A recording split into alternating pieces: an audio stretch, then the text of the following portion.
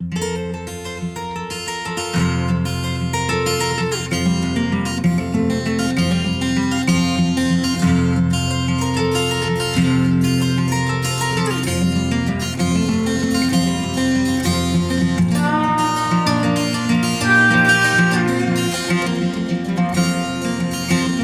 right, thank you, Linda.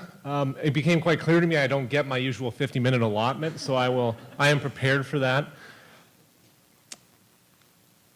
So I'll begin with, this is a 2013 map from the Cropland Data Layer, which is a national or USDA product where they use satellite imagery to estimate what the crop cover is across the landscape for a given year. They've been doing this nationwide, or approximately nationwide, since 2006. So this is the northwest part of the state, or at least an approximation of it. I learned on the partnership website that you cannot delineate these regions by county, but I'm such a rebel I did it anyway. But these are the general counties for the northwest region. And as you can see, there are many different crops that are grown in this region. It is fairly diverse in its agriculture, as you can see by the mosaic of different colors across the land here. So some of the major ones, you have soybeans, spring wheat, being the two main agricultural crops. You have corn, you have some alfalfa and other pastures, sugar beets, and all of those have at least 2% coverage on the landscape by themselves. And you have some other more minor crops like dry edible beans such as pinto, navy beans, etc., barley, sunflower, and etc. But what I'm going to talk a little bit more about, rather than just the crops themselves, because you all know that agriculture is vitally important to this region. It's a major economic driver, maybe the major economic driver. But I want to talk about some of the interfaces between agriculture and the surrounding environment. And it's interesting that on this map, the top two categories are wetlands and forest, and open water is also a major category. And now, including Beltrami and Lake of the Woods counties definitely increases the open water land cover and definitely contributes much of the wetlands and forest. But what's interesting to note, at least in my opinion, are some of these areas of transition. For example, as you move from west to east, you move from that prairie region into some of the forested regions, and you move from more intensely agriculture areas into some of the more wetland and forest areas. So that represents an area of transition. Or perhaps in the northern regions where you have agricultural land surrounded by wetland areas. Because where there's transition, there can be conflict in what you desire uses of the landscape are. This is actually a slide borrowed from my PhD work, which touches on some of these subjects. It's just an example of the public land survey system and how land is divided into parcels, which really isn't important for this talk. What's important is this little part right here, which is that parcels of land represent, they have economic value, and they're going to attract economic investment. There's a dollar sign swirl graphic here that demonstrates that. And in my work for my PhD, I'm interested in, for bioenergy scenarios, what types of crops, whether it be corn or wheat grown for their residue, or a dedicated crop like switchgrass, which one might you want to plant in a given parcel, given different scenarios. But even just outside from my work, there are economic incentives to using the land, and then the question is, under what scenarios will that land most likely be used? But besides economic value, land has all other sorts of values as well. And those are oftentimes called ecosystem services. And this graphic summarizes those. And I realize you probably can't see some of the fine print here, but you can generally divide these into supporting ecosystem services, provisioning services, regulating services, and cultural services. So to relate to the talk last night, those cultural services are those that give us all those warm and fuzzy feelings. Such as aesthetic or recreation services, for example. Then there are those that are provisioning, that provide humans with things such as clean water, wood, being two examples. Those that help regulate our human systems, such as services that control flooding or through purifying water, and those that support just the web of life, such as photosynthesis and biodiversity. So land has ecosystem services as well, and these are not mutually exclusive. Some of these, they go hand in hand. And the question is, at least in my view, comes down to balancing these economic and ecological outcomes. This is from a paper published in 2013 by a group that I'm not related to. But they're looking at For bioenergy production, the effect of continuous corn, which is this gray sphere in the back, versus growing perennial grass, which is the green in the front. And this is in areas surrounding Madison, Wisconsin. And basically what they find is that in terms of annual net income, continuous corn performed so much better than the perennial grass system did in terms of just an economic-only perspective. When you look at some of these other ecosystem services like nitrous oxide emissions from land, the perennial grass greatly outperforms the continuous corn. Or carbon sequestration, the perennial grass is a better performer. So you have this balance between economic value and some of the ecosystem services that lands can provide. And if you can assign an economic value to those, then it becomes a lot easier to preserve them. But if you can't, then it becomes more difficult. And here's just a couple maps from that same paper. Here they're looking at, these are different watersheds surrounding the Madison, Wisconsin area. And this would be, in their scenario, would be converting all this corn ground to perennial grasses.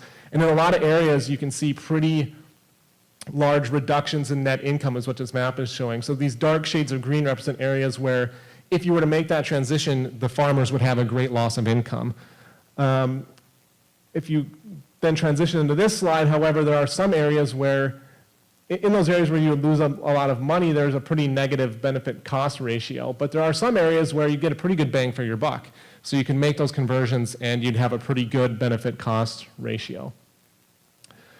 Finally, to summarize here and how this might relate to your discussions, I was talking on a pretty broad scale here, so it can be kind of hard to conceptualize in a workshop environment, but some of the things that could come out of this, one is that what ecosystem services are valuable for the community in question. So whatever group you're working with, what do they value? Is it the aesthetics? Is it some of the provisioning services, such as providing water that's critically important? And leading into the second question, what is the best way to promote the vitality of these services? You can look at this in a few different ways. One might be, well, what's going to be easiest to do and to accomplish? And another might be, well, what type of policies might you aim to enact if you're trying to do this on a broad scale? For example, would you try to entice landowners to provide these services, perhaps through subsidies, or would you try punitive actions such as taxation if they don't perform well? And finally, if you have a better system in mind, how might that be designed and implemented? And of course, that's always the toughest question. So identifying these services, then trying to identify a system by which you can actually bring about the provision of those services in a landscape. So that's it.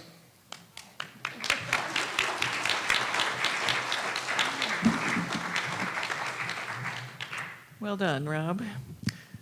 I don't suppose it's in every agronomy class that you, maybe it is in all of your agronomy classes. That's a really wide view. Thank you very much. Next, we'll bring up Noelle Hardin from the University of Minnesota Extension Service, Minnesota Extension, excuse me, food system educator. Welcome, Noelle. Thank you. I actually did my own title slide because I'm going in a slightly different direction than my assignment. I'm hoping it'll come back together for everyone, though. I want to start first by sharing what my perspective on agriculture is. I have a background in geography as well as agroecology, so I tend to think about systems from a very broad scale. I also work for the University of Minnesota Extension. I'm a health and nutrition educator. I work on healthy food access issues. I just want to point out this is a picture of a UMC student who championed the campus garden. She was attending a community garden workshop last summer, and now I'm very excited to see that the garden has been planted and it's growing beautifully. It's just across the street by where the extension office is. You can take a look. My personal background, my husband and I, we farm, we rent 160 acres, and we basically grow food for ourselves as much as we can. We also have a farm services business. We work with farmers and homesteaders of all different sizes, scales, and we help them with raising and processing their own chickens. And this is a picture of my son. So I work in health and nutrition. To me, this is the ultimate where health and nutrition is at. Happy kids, playing outside, eating fresh produce. He eats raspberries so fast that he's able to just wear the container as a hat. Perfect. So like I said, I think about agriculture at many different scales. This is a scale I think about a lot. This is the Northwest region that I cover for work. It includes 16 counties and, very importantly, 3 reservations as well. As we've heard from other speakers, thank you, Rob, this is a very diverse region. However, our food system, and as far as the consumption end, I would say is very much driven by monoculture. And by monoculture, I include monocropping as a part of that, but I really want to think more broadly about this system that was brought to us by the Green Revolution. It had some very noble goals: feeding the world, creating economic opportunities for businesses. But this system has also created a lot of challenges for us as well. We have a very ironic situation here in the Red River Valley, where we boast of having some of the most productive soils and being the breadbasket of the world, and yet we have food deserts right in the communities of Fargo and Moorhead. And these food deserts, places where people don't have access to grocery stores, for example, they overlap with low-income areas and with racial minority communities, and so we see these justice issues occurring. And although the monocultural system was designed in order to create more equitable food access, it has not done that. And we're actually seeing in this map things like school gardens, community gardens, farmers markets, and alternatives to the monocultural system filling and meeting some of the food access needs in these food deserts before the monocultural system is entering into them. And so our food system today, when we look at sort of the consumer end, which I do, is one of immense disparities. Across the Northwest region, we have child obesity rates as high as 25% or even higher in some of our counties. That's pretty shocking. And our communities that are being impacted by the sort of unhealthy food system that we've created, they are being disproportionately impacted by health disparities as well. And so you can see outlined in yellow again are those tribal communities that I mentioned earlier. And so the reason that we've seen this is because, in my opinion, we have drivers of agriculture and valuation systems that are monofunctional in nature. So we look and we compensate our farmers in terms of something like yield, bushels per acre. From a nutritional perspective, that has translated into measurement systems that are also based on quantity, calories. And we might go a step beyond that and look at pyramids and plates as a way to break down those quantities, but we're not doing a very good job of creating a quality, healthy food system. And ultimately, these kinds of value systems, value drivers, make our own individual decisions become about the bottom line, about the price tag. We don't have other ways of really differentiating between many different products in the grocery store, but they're all coming from the same few crops that we've favored through the monoculture system. I mentioned earlier I'm an agroecologist, so I actually don't believe in monofunctionality. I don't think any landscape can be monofunctional. Whether we like it or not, systems are connected.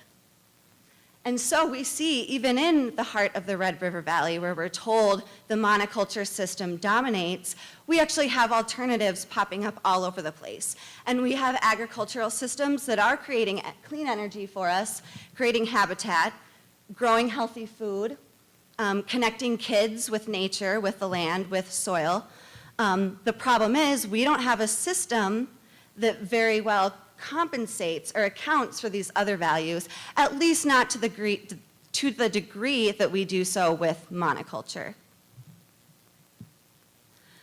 So the last challenge, and this is where I think we really need to focus, because in a way I wanted to start with monoculture and kind of getting right at the punchline of what other talks about food system challenges might get to, but I really think that monoculture and monofunctionality are fallacies, and that we actually are stuck in this system of a monologue where we say, oh, conventional farmers, they'll never change. Health and nutrition educators, they just want everyone to eat organic kale.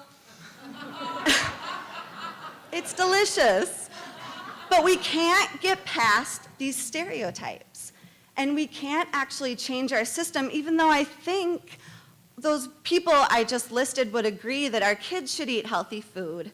You know, we should not be polluting the water that we need to drink. You know, very basic things that we can agree upon.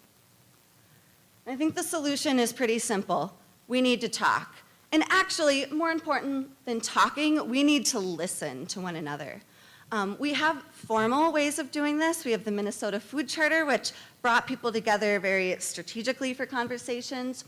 But before that was happening, we had food networks popping up all over the state. We have 5 of them in Northwest Minnesota, where we have a low population density. We have a really high density of food networks. It's amazing. And these are diverse groups of people coming together to talk about these issues and to try and make change starting in their communities. And this is where I find the most inspiration in my day-to-day work with Extension, is being able to partner with these groups, because I think that they're really at the forefront of the changes that we'll need to see in our food system. Thank you.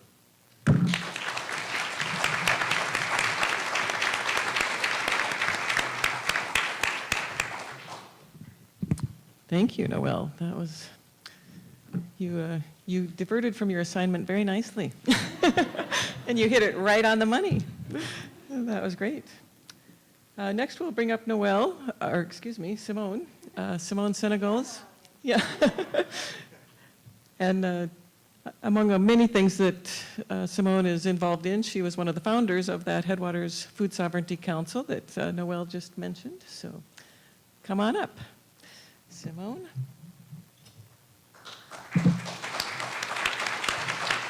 I've never used my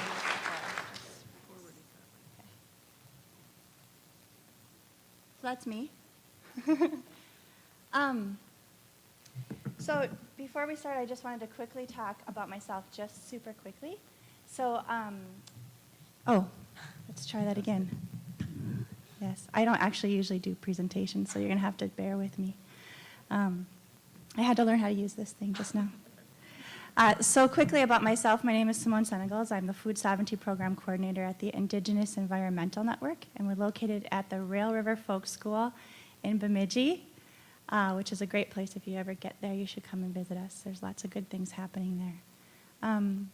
I grew up in South Minneapolis. I have moved back here to go to college, and I've been here for about 20 years, and I have a son who's 14.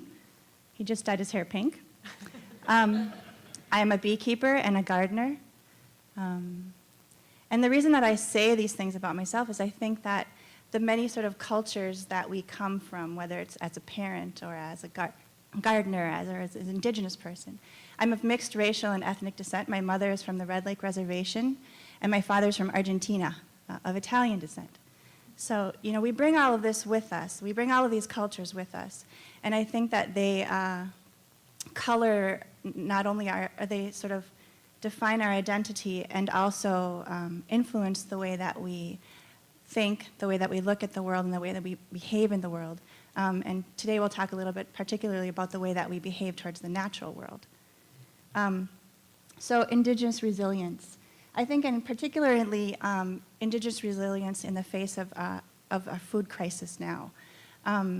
Given the sort of current food system that we're all dealing with, we know that we're all struggling with lots of health issues. And Native people in the US in particular suffer disproportionately, as Noelle was saying. We have the highest rates of diabetes and obesity and heart disease. And I think we have to sort of ask ourselves, why? Has this always been the case? No, of course not. Indigenous peoples of the Americas are responsible for bringing us many of the foods that we take for granted today that we love, you know, corn, beans, squash, potatoes, sunflowers, you know, all of that good stuff. And we come from societies that were intact, were highly functional, thriving, and ensured the well-being and health of our people. And that's because we had these societies that were we had governance systems and educational systems and food systems, right? And they were all connected. And so they have been severely disrupted with the contact of Europeans, with the invasions of European, with the settlement of European. So we can say that, right? It's true. And so how do we find ourselves moving forward from that? And I would say that one of the challenges I think for us is that there's been a disconnection with those systems that ensure our health and well-being. And I would also offer that I think that that's happened for a lot of folks, not just Indigenous peoples, but today we're just going to quickly talk about Indigenous folks. So I think that's what I wanted to say for that slide. I'm going to move a little bit more quickly now. I'm also a beekeeper. I love bees, so no Roundup. Let's see. So I think a lot of healthy traditional food systems for all of us, we come from rich cultural backgrounds where we know how to interact with the land. They require really meaningful relationships with ourselves, with plants and animals, with family and community, with environment. For example, my family, sugar bushes.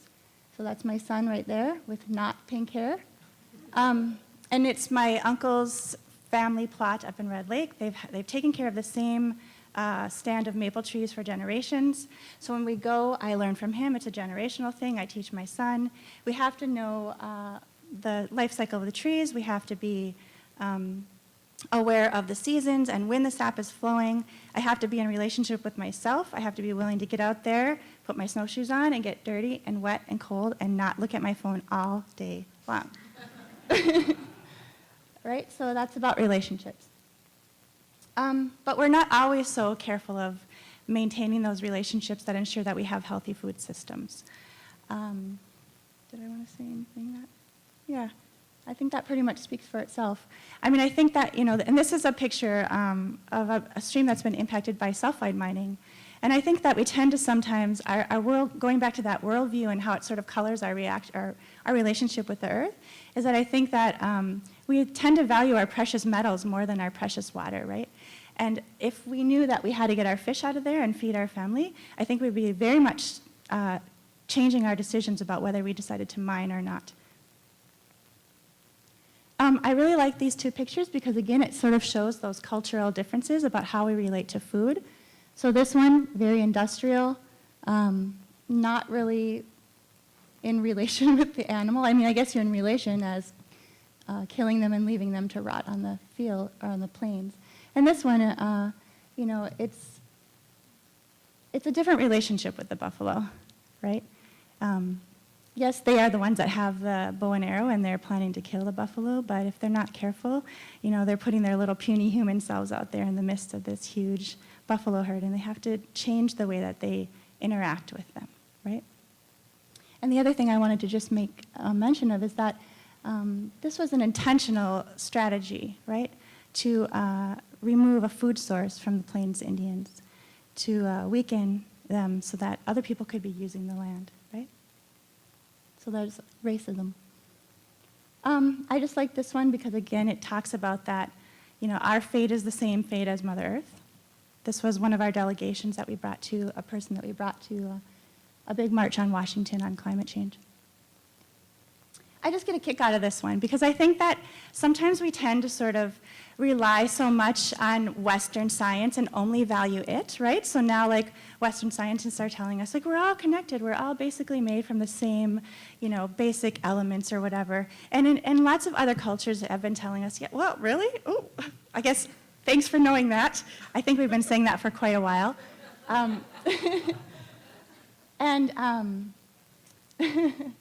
Yeah. So there you go. But I think that we need to go ahead and learn to value those other voices, right? I had one more thing I really wanted to say about this. What was it? Oh, I know. When I was growing up, my elders used to say things like, we are all one, right? And I used to think, well, what a quaint, romantic thing to say. But now we realize that this is really real, and that I think we really, really need to value these other ways of thinking, and I consider that science. I consider that, the farmer and the gardener is a scientist as much as anyone who's a researcher or a studier, right? Just different pathways to knowing. I just wanted to do this because I think it's something that's really cool that's happening in your area. This is the White Earth Tribal College, and they have a new community garden initiative, and they have native plants and cultivated plants and are just really reconnecting. It was really fun to visit there. It was very interesting because they're trying to sort of create this like new system where they're very organic and stuff, and yet in the field right next door, they were spraying while we were there having our visit. So I said before that I work for an environmental justice organization. This is just some of the work that we do, and I think it's really important to remember that there are people who are holding the line for all of us, and that pipelines, oh crap, really? I'm almost done. So I thought I just got 2 more slides. This is my boss. He was arrested in front of the White House. We were so proud. But it's about, and go back to that slide with the train, right? And that racism that was around dividing people so that we could have access to resources. But this is now non-Native and Native people having alliances so that we can have healthy environments for all of us. And again, this is just one of my favorites. We had a hominy making class up in Red Lake. These 2 women are from very different communities, but they both care very deeply for corn. And coming around non-GMO corn and corn that's heirloom corn and varieties that we've kept in our family, and they came together over corn, and I think that building of relationships with ourselves, with our community, with our friends, going out of our comfort zones, visiting our neighbors, going to communities that we might not normally go to is really part of this solution. So, thank you.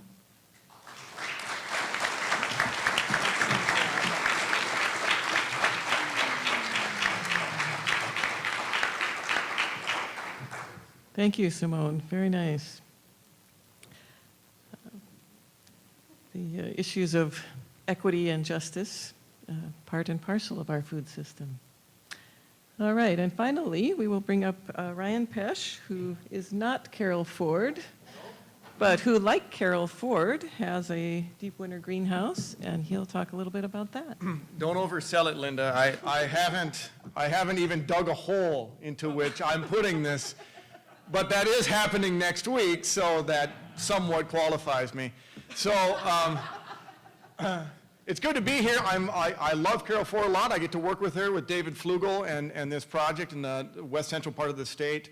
And since I am kind of in transit putting up a winter greenhouse, I kind of have the honor of standing in for her. But with standing in, you must know that it was 10 minutes before we got up on this stage that, Ryan, you're confirmed you're talking about this stuff. So if nothing really makes a lot of sense, it's, that might have something to do with it. A little bit about me before I get going, and sort of framing a little bit about kind of winter greenhouse production and deep winter greenhouse production. I'm an extension educator. I work in community economic development, and I do a little bit of work kind of on food shed analysis and some food economics-y kind of things. But I'm also a CSA operator in Lida Township, which is halfway between Vergas with a V and Pelican Rapids, if you can place that. So this is now our 10th season as an operating farm vegetable market garden in the northern part of Otter Tail County. And yes, we are going to be building a deep winter greenhouse. And so when I think about deep winter production, kind of where it's come from, you know, for a very long time being involved in kind of the food network in west central Minnesota, I always ran into Chuck Weibel, who is the late husband of Carol Ford. And for a long, Chuck and Carol developed this winter greenhouse at their place in Milan, in large part because they were so excited by what was going on in the food movement, and they wanted to play a role. And when I'm talking about the food movement here, I am talking about one slice of the food system, right? And oftentimes we think it's probably the most visible part in terms of the good food movement and the local food movement. But it's still only one part of the food system, obviously. But I think because so many of us are very talkative, and you see us at farmers markets and we sell the carrot to you right across the table, you're like, oh, that's the food movement. That's the food system. That's the stuff we're talking about. It's those guys. But it is in part the growth of that led Chuck and Carol to build this deep winter greenhouse in the first place, and therein afterwards publish a book by one of our board members from the West Central or Southwest Partnership and Delgehausen on deep winter greenhouse production, which was sponsored in part by the Southwest Regional Partnership. And so the way I think about this, and for the longest time I saw Chuck at all these different, kind of foodie gatherings, and Chuck's like, deep winter production, Ryan, and it's possible, and we're doing it, and it's great, and I think that this is going to be the next stage for the local food movement.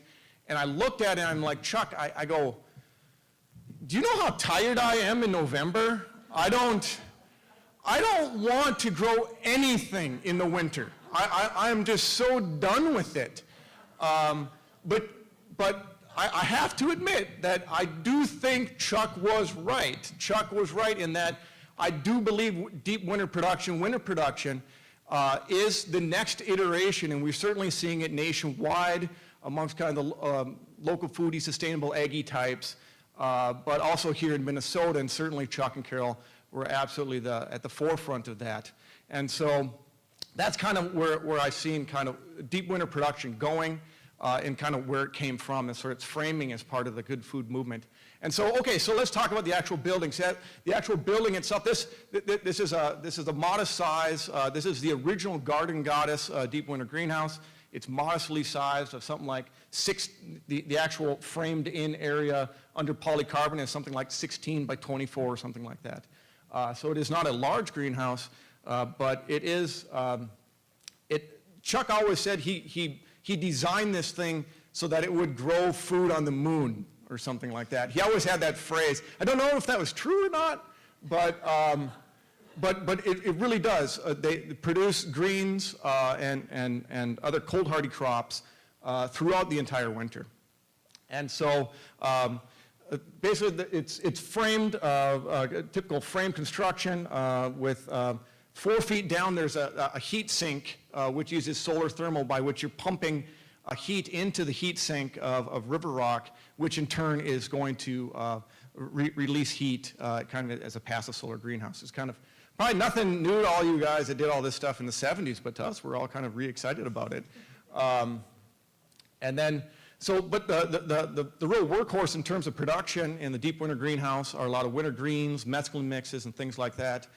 Chuck and Carol, who had operated CSA, also augmented their winter greens production with some storage crops and things that they had harvested then and stored at kind of the later part of the season. Certainly myself, that's also something that we are looking to do. As already being CSA operators, we are able to then kind of get some of our current CSA members into buying in the winter season. And so I also think of it as a way of financing it, because on Kickstarter I can sell, shares, which are going to, well, anyways, that's part of the idea. My own personal idea in terms of kind of adding, you talk about design. I was thinking about design. You talk about, you try something, you try it again, and they're like, the one reiteration I'm looking to do technologically on Chuck and Carol's design is to add a second layer heat sink to this. We're going to have the original River Rock with the air solar thermal pumped in there, but on top another layer of actually a water solar thermal, which will use a radiant floor heating system in sand. And then actually, because I have a wood boiler system, hey, let's just hook this thing up to some of these evacuated tubes as solar thermal and just tie the whole thing in together with my house. So that's my plan of attack. So, hey, greens, pretty, wonderful. Look at that. Huh? Middle, you went through the same winter I did. I mean, this is beautiful stuff, both to eat as well as to grow. And we all have some heat. So here's Carol, who would have something to say about this slide if she were here. But there she is, maybe writing the book. But certainly, I do think that winter production is something that we're seeing a great deal as a means of trying to overcome some of these real challenges and needs that we have about good and quality food. And oftentimes, with the local food movement, directly from your grower, in this season when, hey, there isn't a lot going on. So I do think that this is going to be a real solution for our region. And as I see on the landscape, the number of current growers like myself who are like, okay, whatever, Chuck, I don't know, I'm tired, I can't do it in the winter, now currently adopting this technology. David Flug and I were just meeting some folks earlier in the week, and they're just like, yeah, of course I'm building a winter greenhouse. I do think that we are kind of the precipice of this technology being adopted and certainly being deployed on the landscape in a much greater way than it certainly has been in the past. So thank you.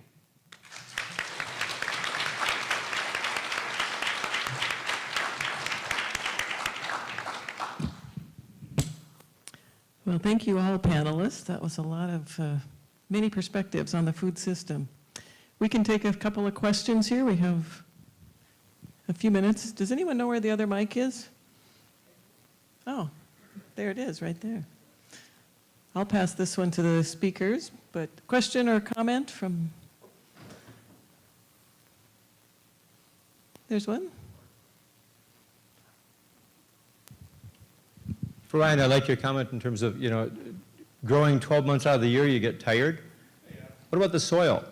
And does the soil need to take a break as well, if you've got indoor planting and indoor growing? Well, yeah, I mean, essentially what we're doing is, with the winter, nobody's growing in these things in the summer, right? So in the exact same way that we have a high tunnel with the season, where plants certainly do get lazy and can take up a lot of nutrition, but it has a season that ends, right? So essentially what we're doing is we're adding another place on the farm that's going to have another season that complements the growing that's taking place in other parts of the farm with another season. But that being said about winter greenhouse production, a lot of the production takes place really in I don't know, it's a medium. A lot of the growing, as you see, is taking place in the trays as opposed to in the ground. And we're also growing a lot of lighter feeders, if you will. We're not sticking corn in winter greenhouses yet that are like stripping this medium of all its nutrition. So I do think it's very complementary and light on the ground. Question for Noel and maybe Rob too. If the premise I was putting forward last night about that we're moving from a mass production to a mass customization economy, what impact do you think that's going to have on large-scale production agriculture? What is that? What does a mass customization agriculture in the future look like? Wow, that is a really big question. I do think that our food system needs to become more customized. In some ways, I disagreed with a little bit of what you said last night. I think that with the food system, geography and place actually matters very much and is going to matter even more so as we move into this sort of third revolution or third industrial, whatever you called it, the third wave. And so I think that first of all, the mass production system, I think it was designed to be efficient, but it's actually built on a lot of inefficiencies, and I don't think that system is going to be able to last. I think that we need to have systems that are more responsive to the geography and to the needs in a particular place, and doing things like valuing ecosystem services, valuing those cultural services, coming up with valuation systems that are responsive to those community needs. So what does that actually look like? That's a really good question. But I could see, we could still have big farms, but they might be doing many different things as opposed to what they're doing now. I'll have a few comments. I really don't know. It's a really good and broad-based question. One thing I can think of is, diets might become more diverse and people might expect more customization of the food that they eat rather than make these mass-produced products. I think that could manifest itself in a few different ways. You could get more, certainly more localized systems, such as where these community food groups are kind of the impetus for that, where people are shopping locally and going to farmers markets and preparing their own food. But I think this could take, it's possible it could take a more industrialized tone, so to speak. I know of at least one business out there was featured on Shark Tank, if any of you are familiar with the show, where you place an order online. This company is called Plated, and they will ship you all of the ingredients and the instructions on how to make it. And it's very well could be coming from a warehouse somewhere. It's not coming from the farmer's market down the street, but it is still more of that customizable food option. Now, it's probably better from a health standpoint that you're getting your food that way rather than, you know, buying a box of Cheetos or a bag of Cheetos and eating that for dinner. But it maybe doesn't have the optimum outcomes in terms of community, maybe environmental outcomes when you're still shipping food long distances across the country. So I think that technology will probably allow for a lot greater customization, but it could manifest itself in a lot of different ways. But I think that one last comment is that farmers in the future might need to think of themselves more in the customer service realm. I think right now that you produce a commodity and you sell it, and you don't think about how it's used, but I think that expectation might change down the line.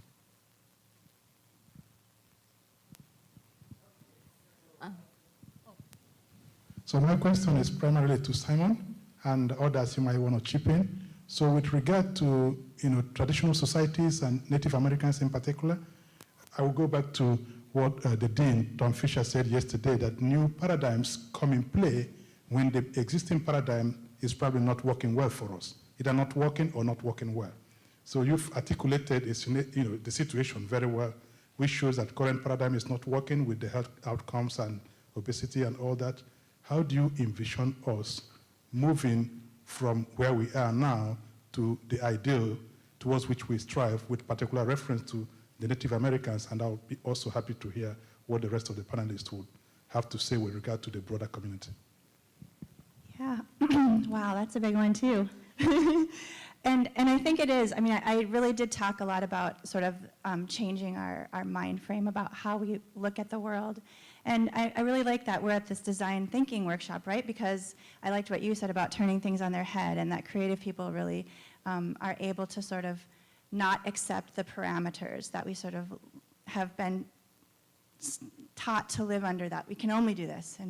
And I was just at a workshop on, or like a sort of a session on beekeeping, and it was really interesting because we were sitting there trying to find ways to make Minnesota a state that was more bee-friendly and less pesticides, and especially like eliminating neonicotinoids and other systemic pesticides, and how we're going to do that. It was really interesting because we found ourselves sort of only operating within the system that we thought we could operate in. Well, then we have to go through the Department of Ag, and we have to do this, and we have to, but you can only do that if you know so-and-so, and only if you bug him by email a lot, and only if you play golf with so-and-so or whatever. But I think that it's just really going to take a push to really think like, okay, yes, there are these systems that are in place. Are they always designed for the benefit of the eater and the land? No. So then, if so, then we get to push back against that, and we get to challenge that. And yes, we love our democracy, and we think that we have all these freedoms, and yes, in a lot of ways we do. But sometimes we're sort of like mazes in a rat. See, I'm turning that on its head.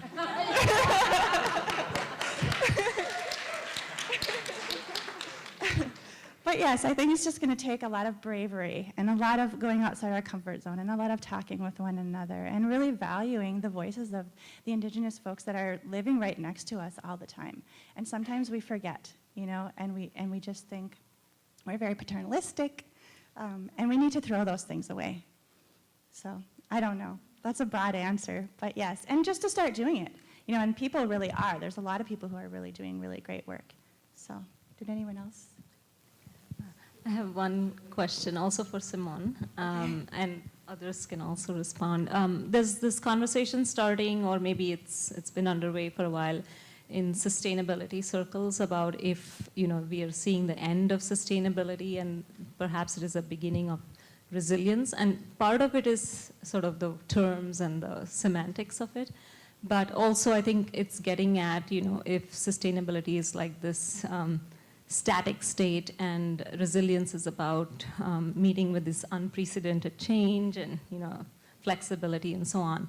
So I'm particularly interested in your perspective from the indigenous perspective, especially as you've used the term indigenous resilience. What does that mean? And then also maybe for the others about what are you seeing and how you frame that. Yeah, and I've heard some pushback too. Maybe others have heard that pushback against sustainability is that we want to go beyond sustainability. And I think that there's many people who are very, very resilient, and indigenous peoples here are one example of that. We've had to be.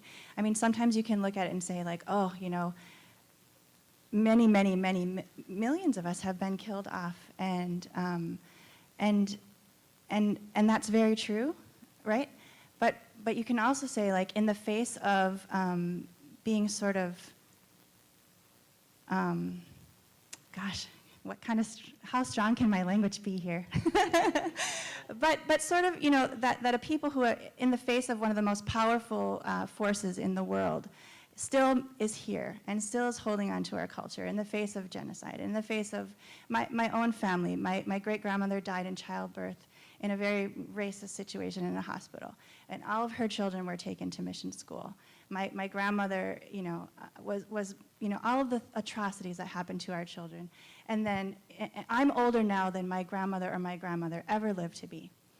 And so in those we lost, I didn't get to learn the things that I needed to learn from her, right? I didn't get the language. I didn't get how to, I'm a new gardener, and boy, I make so many mistakes, but I wish I would have had my grandma to show me those things, or to show me. I learned how to wild rice recently. I fell right out of the boat.